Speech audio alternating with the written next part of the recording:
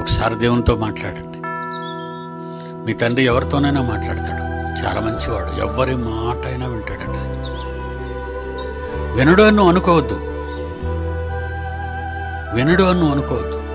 వింటాడు. నువ్వు మాట్లాడితే వింటాడు. నువ్వు మాట్లాడాలని చూస్తాడు. ఎవరు మాట్లాడటం లేదండి తండ్రితో.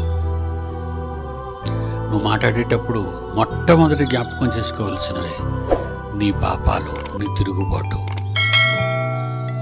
దేవుని విషయంలో నువ్వు తిరుగుబాటు, ఆయన మాటలు వినకపోవటం. నీ పాపాలు భయపడి దేవునికి భయపడకుండా పాపాలు చేయటం మానకుండా నువ్వు కొనసాగిస్తున్నావు నీ జీవితాన్ని. ఈ మార్పు నీ జీవితంలో రావాలి. అదే నిజమైన మారు మనస్సు. నీ తండ్రి నిన్ను చేర్చుకుంటాడు. ఆయన లోకమంతా చూస్తున్నాడు. లోకంలో మారు మనస్సు పొందు ఒక పాపి విషయమై ఆయన ఎంతో సంతోషిస్తాడు అంటున్నాడు. ఎందరో చెడిపోతున్నారు, వాళ్ళ గురించి నేను పట్టించుకోవట్లేదు. కానీ మారు మనస్సు పొందు ఒక్క పాపి ఒక్కడు మారితే చాలు, నేను నా దూతల పరలోకంలో నా దూతల ఎదుట సంతోషిస్తాను అంటున్నాడు.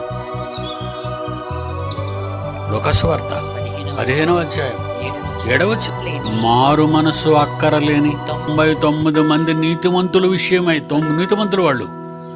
నీతిమంతులు వాళ్ళ విషయమై కలుగు సంతోషం కంటే మారు మనసు పొందు ఒక్క పాపి మారితే పరలోకమందు ఎక్కువ సంతోషిస్తానని అన్నాడు.